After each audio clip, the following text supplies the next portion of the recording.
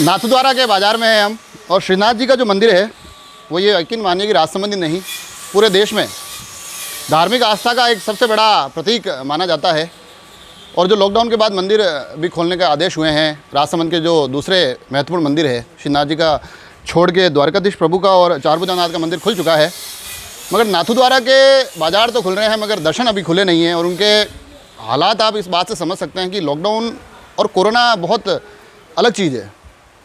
यहाँ सीधा सीधा मंदिर के खुलने और मंदिर के न खुलने से ये बाज़ार गुलजार भी होते हैं और सुनसान भी होते हैं। और अभी आप अगर ये देखें सारे दृश्य तो हम समझ सकते हैं कि इन बाज़ारों की ये सुनसान अवस्था बता रही है कि मंदिर के पट अभी खुले नहीं हैं। तो आज हम कोशिश कर रहे हैं कि जो ये एक कोरोना के बाद आर्थिक संकट में एक लंबा समय व्यापारियों ने गुजारा है, मगर उसके बाद भी मंदिर न खुलने के कारण, दुकानें खुलने के बावजूद उस संख्या में यहाँ श्रद्धालु नहीं आ रहे हैं, दर्शन के लिए लोग नहीं आ रहे हैं, तो व्यापारों पर यकीनन एक नकारात्मक असर देखा जा रहा है। भीड़ कम होने से व्यापारी बैठे ज़रूर हैं मगर उनकी दुकानों पर वो भीड़ नहीं देखी जा रही है जिस भीड़ के लिए नाथद्वारा जाना जाता है। और आज शनिवार है, शनिवार और रविवार की तो स्थिति ये रहती है कि यहाँ पाँव रखने की जगह नहीं होती है। मगर ये जो बाज़ार के दृश्य आप देख रहे हैं ना, ये दिखा रहे हैं, ये कह रहे हैं, ये कहीं ना कहीं हाथ जोड़कर एक गंभीर विनती कर रहे हैं प्रभु श्रीनाथ जी से कि प्रभु अब दया करें, अब इस संकट को समाप्त करें और हमें दर्शन दीजिए, ताकि न केवल वो दर्शनार्थियों की एक भावुक भावना उसको एक संतुष्टि मिले, बल्कि कहीं ना कहीं ये बाज़ार भी फिर से गुलजार हो, इन दुकानों पर भीड़ दिखे और व्यापारियों के चेहरे पर मुस्कुराते लगे। इस कोरोना काल में हम कुछ व्यापारियों से भी बात करने की कोशिश करते हैं। चलिए पहले सुनते हैं कि नाथद्वारा के व्यापारी क्या कहते हैं।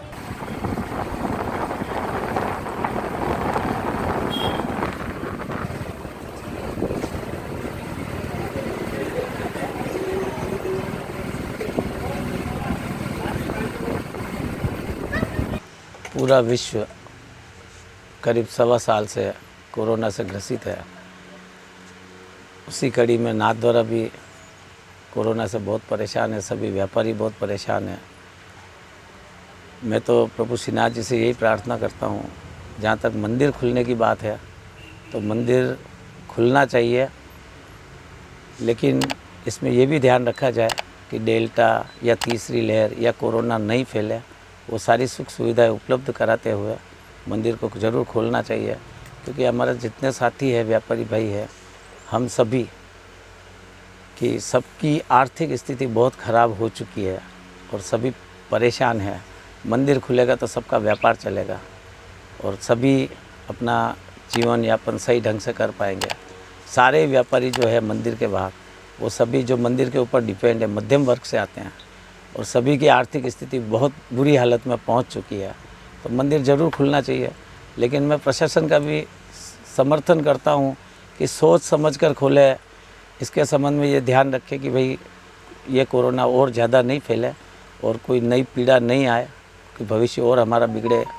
लेकिन मंदिर खुलेगा तो थोड़ा फ़ायदा है। व्यापारी मंदिर तो खुलना ही है, तो टाइम आने पर खुलेगा। मंदिर खुले और व्यापारी राहत महसूस करें, वो तो बराबर है आपका कहना जी, उसमें कोई दो राय नहीं है, परंतु ये जो समय पे है जो सब कार्य होंगे। आपका जो आप कहना चाहते हो वो आपको हमारी तरफ से तो कोई ऐसा नहीं है, हम तो किसी पे दबाव नहीं डालते, ठीक है ना। जो हमने कहा वो वापस सुन सकते हैं।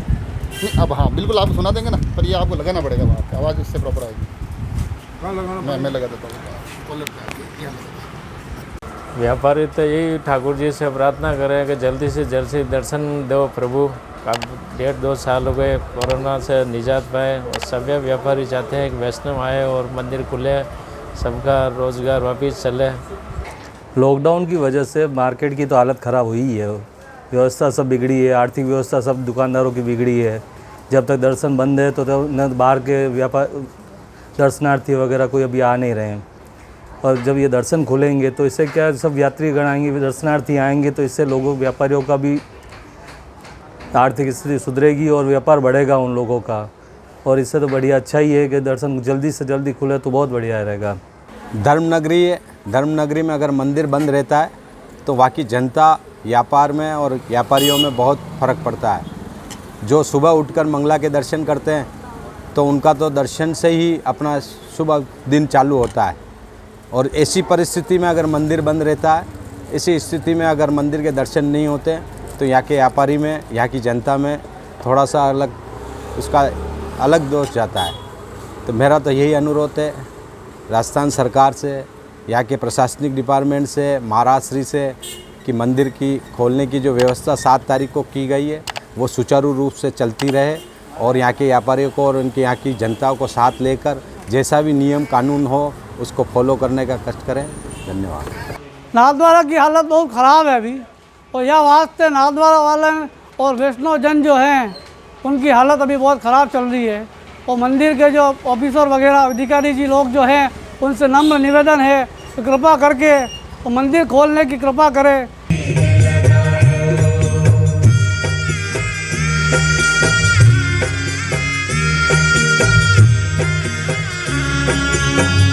लीजिए, हम आ चुके हैं नाथद्वारा की फेमस पुदीना चाय पीने। ये श्रीनाथ जी के मंदिर की बाहर की दुकान है चाय की। यहाँ वैसे तो बहुत सारी भीड़ नज़र आती है चाय पीने के लिए, लेकिन अभी हालचाल कुछ अलग दिख रहे हैं। मैं भैया से बातचीत करना चाहता हूँ कि वो इस मामले में क्या कहना चाहते हैं। जय श्री कृष्ण। मैं ये कहना चाहता हूँ ठाकुर जी में हमेशा भीड़ भाड़ रहती है, पर इस कोविड लॉकडाउन की वजह से कोई भीड़ भाड़ नहीं होने के कारण बिल्कुल भीड़ भाड़ नहीं है और हमेशा भीड़ भाड़ रहती है। मैं चाहता हूँ कि सोमवार के दिन 7 तारीख को दर्शन खुलेंगे तब भीड़ भाड़ अच्छी हो, स्टार्ट हो जाए, सब रोजी रोज सब कंप्लीट हो जाए कंप्लीट। जय श्री कृष्ण। और छोटी सी चीज़, एक चीज़ पूछना चाहता हूँ, देखो क्या बोलेंगे आप, ध्यान से सुनना। और कैसे क्या चल रहे हो? बस मज़ा में, सब मज़ा। देख लो, ये नाथद्वारा की जनता की खासियत है कि यहाँ कुछ भी हो, कैसा भी समय चल रहा हो, इनके मुंह से एक ही शब्द निकलेगा, बस मज़ा है, चक आनंद है, क्योंकि ये श्रीनाथ जी की श्रद्धा है इनके मन के प्रति। हम लोग गुजरात आनंद से आए, दर्शन बंद है, प्रसाद मिल रहा है, वो अच्छी बात है। और ये सिचुएशन अभी ऐसी है तो उसमें कुछ गलत नहीं है, दर्शन बंद है, सभी को सही रहना चाहिए और अच्छा है ये भीड़ नहीं जमा हो रही है। तो हम 5 साल के बाद अहमदाबाद से यहाँ दर्शन के लिए आए हैं, बराबर, पर यहाँ पे मंदिर बंद है, द्वार बंद है, तो हम बाहर से ही दर्शन करके जा रहे हैं।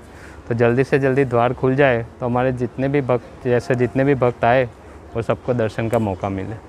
हम लोग ब्रज वृंदावन से आए हैं यहाँ श्रीनाथ जी के दर्शन करने के लिए।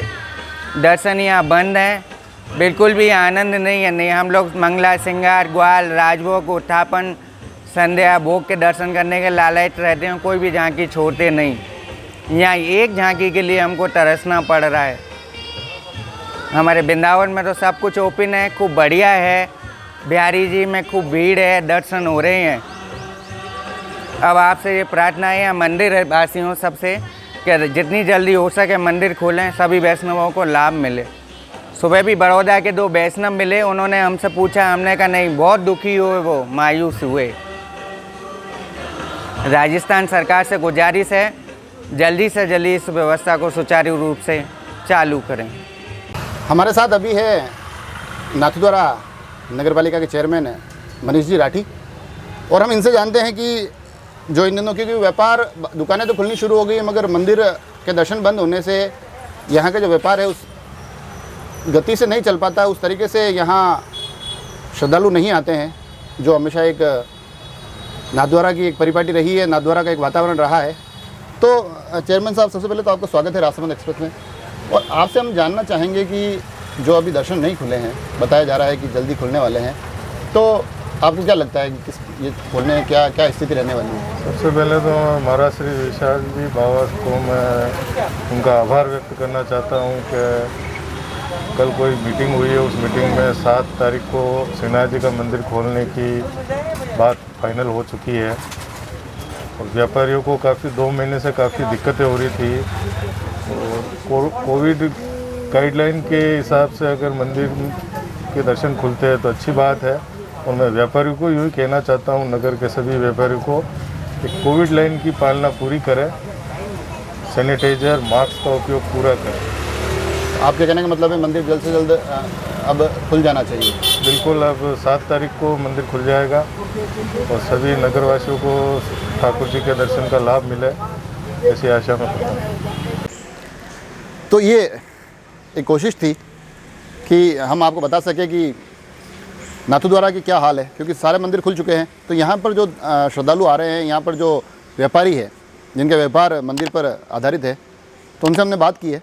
अब ये मंदिर कब सुचारू रूप से खुलेगा, इसमें क्या व्यवस्थाएं रहने वाली है और कोरोना के इस काल में क्या क्या सावधानियां बरतनी है, इन सब को लेकर हम आप पहुँचे हैं इन सब पर बात करने के लिए नाथद्वारा टेम्पल बोर्ड के CEO श्री जितेंद्र जी ओझा के पास।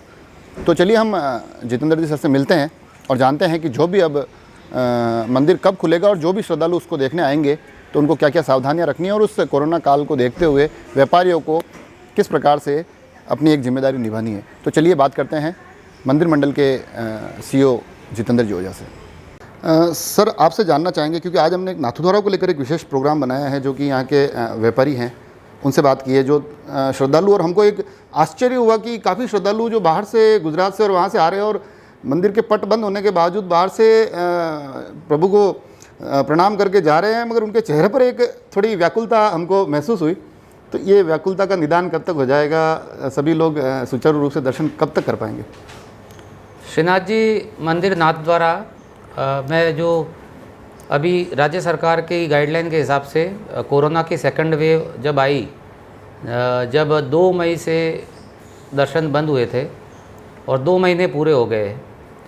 अब राज्य सरकार की कोविड की गाइडलाइन अनलॉक की आ चुकी है, धार्मिक स्थलों को वापस खोलना है, लेकिन उसमें गाइडलाइन में कोविड एप्रोप्रिएट बिहेवियर के बारे में बताया है कि प्रत्येक जो वैष्णव दर्शन करने आएगा उनको मास्क पहनना अनिवार्य होगा, सैनिटाइजेशन की पूरी व्यवस्था होगी और साथ में उसको कोविड वैक्सीन का कम से कम 1 डोज लगा हुआ होना चाहिए। दर्शन की टाइमिंग भी राज्य सरकार की गाइडलाइन में सुबह 5 बजे से 4 बजे तक की है। और जो बड़े मंदिर है जहां अन्य राज्यों से श्रद्धालु आते हैं, उनके लिए राज्य सरकार ने जिला मजिस्ट्रेट, जिला कलेक्टर महोदय की अध्यक्षता में कमेटी बनाई है, जिसमें पुलिस अधीक्षक महोदय और CMHO साहब मेंबर है। उनको निरीक्षण करना होता है।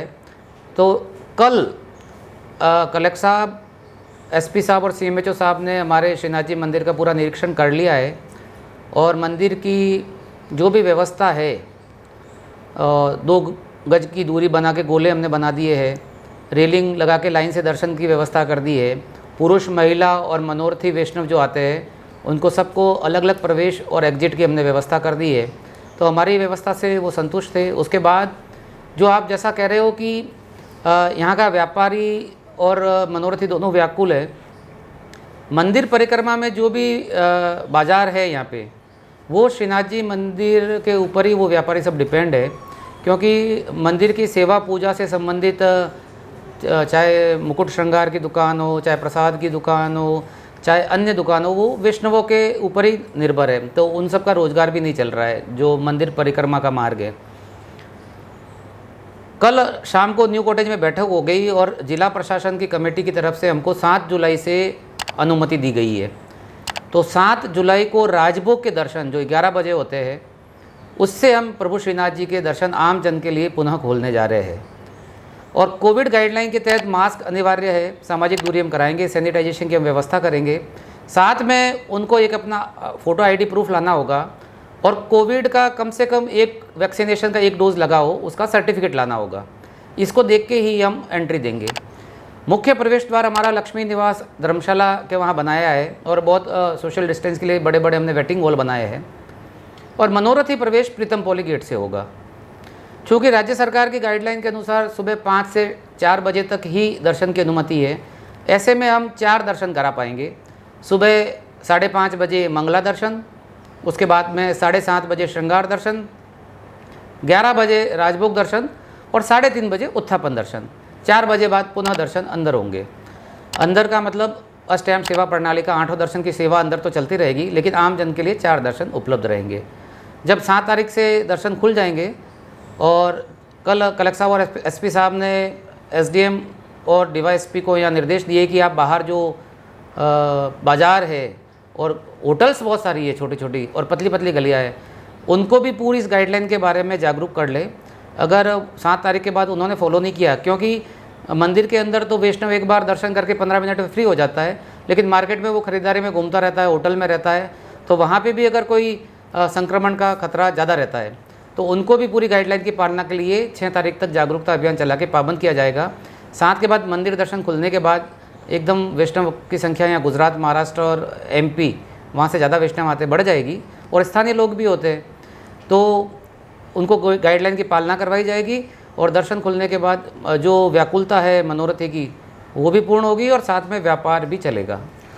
इसमें जैसे आपने बताया कि सबसे पहले 7 तारीख से एक दर्शन से शुरुआत की जा रही है और जो राज्य सरकार की समय सीमा है उसमें आप 4 दर्शन करवा पा रहे हैं, तो बाकी के भी विधिवत जो 1 से 4 तक ये कब तक हो जाएगा? कि नहीं, 7 तारीख को हम 2 दर्शन करा रहे हैं, 11 बजे के राजभोग और 3:30 बजे का उत्थापन दर्शन, और 8 तारीख से हम 4 दर्शन कराएंगे। 8 से लगातार हम 4 दर्शन कराएंगे जी। एक इसमें जैसे कल हमारे पास भी सूचना भी आई थी और न्यूज़ चली हुई थी, एक ग्रीन पास वाला एक सिस्टम चल रहा है। हमने क्या किया था कि जब कोरोना की फर्स्ट वेव आई थी तो 19 मार्च से हमने दर्शन आम जन के लिए बंद कर दिए थे और 22 मार्च से लॉकडाउन लग गया था। उस समय बाद वापस अनलॉक हुआ था तो सितंबर में सरकार की गाइडलाइन आई थी, क्योंकि उस समय वैक्सीन बनी नहीं थी, तो ये था कि आपका RT-PCR नेगेटिव टेस्ट हो तो आपको दर्शन कराने हैं। तो उस समय हमने और रजिस्ट्रेशन के साथ, क्योंकि यहाँ पहले बहुत भीड़ चलती थी, अब भीड़ चला नहीं सकते क्योंकि आपको 2 गज की दूरी मेंटेन, सामाजिक दूरी मेंटेन करनी है, तो हमने ऑनलाइन रजिस्ट्रेशन करवाया था। तो जिन स्थानीय लोगों ने, चूँकि हमारे स्थानीय लोग लगभग रोज़ दर्शन करते हैं या वीक में 2 बार दर्शन करते हैं, ऐसे भी श्रद्धालु है, तो स्थानीय लोगों के हमने फ़ोटो ID प्रूफ लेके और फ़ोटो लेके निःशुल्क रजिस्ट्रेशन किया था। अब उसको हमने लोकल के लिए जो श्रीजी चरण ग्रीन कार्ड के नाम से दिया है, उनको ग्रीन कार्ड परमानेंट एक ID प्रूफ हो जाएगा, लेकिन ग्रीन कार्ड हम उनको ही बांट रहे हैं, वितरण कर रहे हैं जिन्होंने कोविड का कम से कम 1 डोज लगाया है। तो हम कोविड के 1 डोज का सर्टिफिकेट ले रहे हैं और फ़ोटो ID ऑलरेडी हमारे पास डेटाबेस में है, तो उनको ग्रीन कार्ड दे रहे हैं ताकि उनको बार बार अपना कोविड का सर्टिफिकेट नहीं दिखाना पड़े और उस ना ID प्रूफ दूसरा दिखाना पड़े। तो श्री जी ग्रीन कार्ड, स्थानीय कार्ड दिखाएंगे तो उनको दर्शन में एंट्री होगी। ग्रीन कार्ड उनको ही देंगे जिनका कोविड का टीका लगा हुआ है। तो जैसा कि आपने देखा, हमारे साथ थे अभी नाथद्वारा टेम्पल बोर्ड के CEO श्री जितेंद्र जी ओझा। आपने पूरे विस्तार से बताया है कि किस प्रकार से 7 तारीख से विधिवत मंदिर में दर्शन शुरू हो जाएंगे और 8 तारीख से 4 दर्शन की व्यवस्था रहेगी। जो मोटे तौर पर जो कुछ पॉइंट्स निकल कर आए, मैं एक बार आप तक पहुंचा देता हूं ताकि जो श्रद्धालु यहाँ आए या फिर जो भी यहाँ इस मार्केट में लोग व्यापार से जुड़े हुए हैं, वो सभी इन चीज़ों का ध्यान रखें कि पहली चीज़ आपको यहाँ दर्शन के लिए अपना एक परिचय पत्र लाना पड़ेगा। उसके साथ ही जो टीकाकरण है, कम से कम 1 डोज, उसका रजिस्ट्रेशन आपको यहाँ दिखाना पड़ेगा। और मंदिर के अंदर जो जो सारी चीज़ें, जो घेरे और जो सैनिटाइजेशन की व्यवस्था है, उसके फॉलो के साथ साथ सर ने जो एक बात बताई थी कि व्यापार जब ये बढ़ेगा, जब यहाँ भीड़ बढ़ेगी, तो उसके अंदर जो भीड़ भी बढ़ेगी, तो उस भीड़ को नियंत्रित करने के लिए हालांकि प्रशासन अपनी तरफ से सर्वोत्तम और सर्वश्रेष्ठ प्रयास करेगा, मगर मेरा राजसमंद एक्सप्रेस के माध्यम से आप सभी से एक निवेदन है कि आप जब यहाँ आए तो थोड़ी ही अपनी भी जिम्मेदारी रहेगी कि हमारा आचरण इस प्रकार से रहे कि ये कोरोना और न फैले और हमें कभी पुनः वो व्याकुलता या वो भावुकता महसूस न करनी पड़े जो अभी इन दिनों मंदिर के दर्शन न होने के कारण हमें महसूस करनी पड़ रही है। कोशिश करें कि अभी जो कल 7 तारीख से 2 दर्शन खुल रहे हैं, 8 से 4, और धीरे धीरे हम तमाम दर्शन यहाँ रेगुलर कर सकें और वो नियमित रूप से चले। धन्यवाद। आपने तमाम नाथद्वारा के व्यापारियों, बाहर से पधारे हुए दर्शनार्थियों के मन की पीड़ा तो सुनी, और मेरे पीछे आपको एक ये बोर्ड नज़र आ रहा है, इस पर 8 ही दर्शन ठाकुर जी के, उसके आगे लिख रखा है नहीं खुलेंगे, नहीं खुलेंगे, नहीं खुलेंगे, नहीं खुलेंगे। तो मैं गोवर्धनधारी प्रभु श्रीनाथ जी से यही अभ्यर्थना करना चाहता हूँ कि ये जो समय यहाँ लिखा जाता है इस बोर्ड पे, जल्दी इस बोर्ड पे दर्शनों का समय अंकित हो और प्रभु सबको दर्शन दे, जिससे सभी का उद्धार हो। हम सभी इनके दर्शन के लिए लालायित हैं। और मैं ज़्यादा कुछ नहीं कहकर मैंने एक छंद लिखा है, वो छंद गोवर्धनधारी प्रभु श्रीनाथ जी के चरणों में रखना चाहता हूँ कि मेरे श्रीनाथ प्यारे नंद के दुल्हारे प्रभु, काहे को कीनो है तूने सब पर घात रे। कि मेरे श्रीनाथ प्यारे नंद के दुलारे प्रभु, काहे को कीनो है तूने सब पर घात रे। कि दिवस भी तेरे कई दरस ना भय तेरे, बिन तेरे दरस को बीते दिन रात रे। के पूछड़ी के लोठा कोना जयकारो सुन रहे, पूछड़ी के लोठा को न जयकारो सुन रहे, आज के आनंद वाली नहीं सुनी बात रे, कि तेरी मंगला को दूध चखे बड़े दिन बहे, नहीं खाए गौरव राज भोग दाल भात रे, कि तेरी मंगला को दूध चखे बड़े दिन बहे, नहीं खाए गौरव राज भोग दाल भात रे।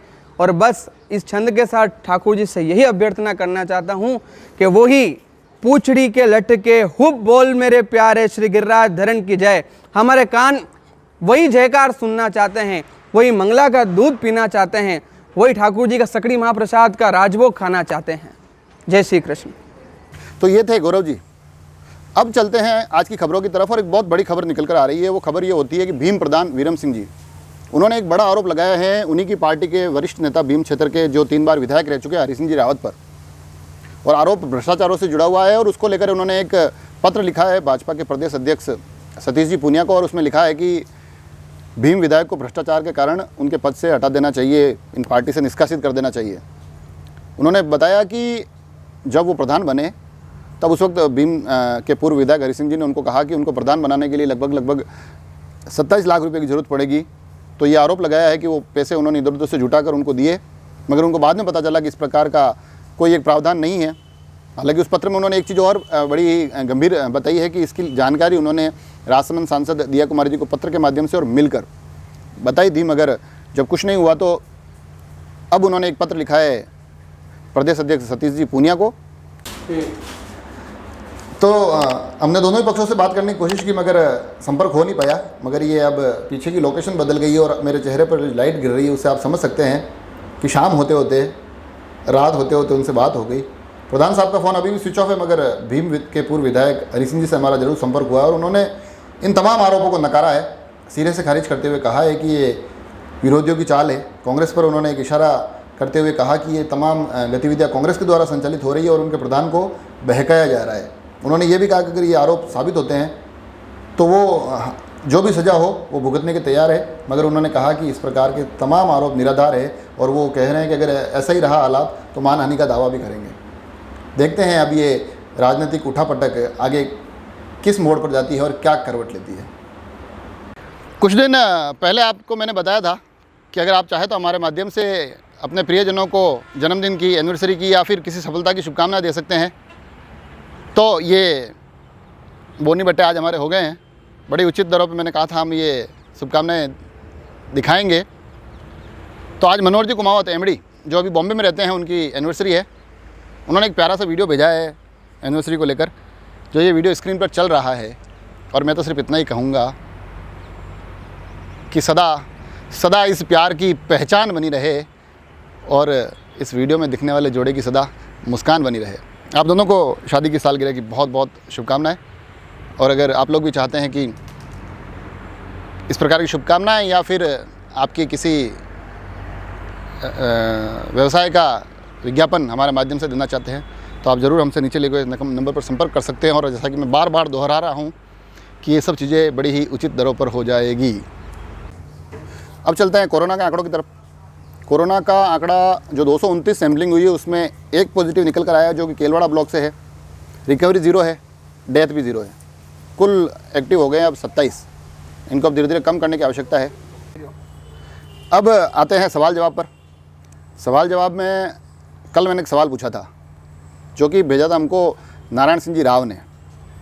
सवाल ये था कि जो मेवाड़ है, मेवाड़ के कौन से ऐसे महाराणा हैं जिनको विजय कट कातू ये उपाधि मिली थी। तो काफ़ी ज़्यादा जवाब आए। सही जवाब होता है हमारे राजसमंद के संस्थापक राणा राज सिंह जी।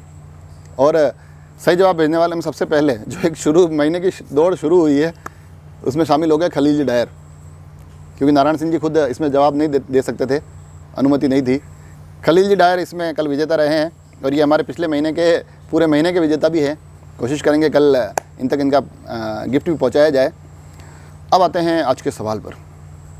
आज का सवाल, क्योंकि हमने कार्यक्रम पूरा किया है लगभग नाथद्वारा से जुड़ा हुआ आज, तो एक प्रश्न मैं आपसे पूछना चाहूँगा कि श्री नाथद्वारा जी का मंदिर और प्रभु द्वारकाधीश मंदिर कांकरोली, इनके बारे में बताया जाता है, दोनों ही कृष्ण स्वरूप है। बताया जाता है कि एक बाल स्वरूप है, एक राजाधिराज है। आपको बताना है कि इन दोनों में से बाल स्वरूप किसको माना जाता है और किसको राजाधिराज माना जाता है। अपने जवाब हमें भेजिए, हमसे जुड़े रहें और वही लाल बटन सब्सक्राइब ज़रूर करें।